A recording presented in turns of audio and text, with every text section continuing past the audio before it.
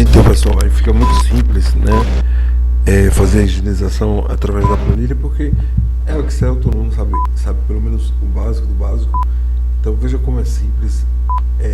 Basta somente você entrar numa planilha, colocar o CPF, salva, fecha, vai para outra que busca os dados, ele vai buscar o CPF que você colocou e ele já também cruza com as tabelas de telefone e retorna assim cerca de 500 mil CPF. Você consegue retornar em torno de vamos supor, uns 30, 40 minutos no máximo, né? Então é super tranquilo. Vocês vão observar na prática aí que não tem nenhum que não aprender, né? Então ficou muito tranquilo aí. Essa forma de higienizar, você pode, quem tiver interesse, higienizar hoje, tem as operadoras também do Brasil inteiro atualizadas, né?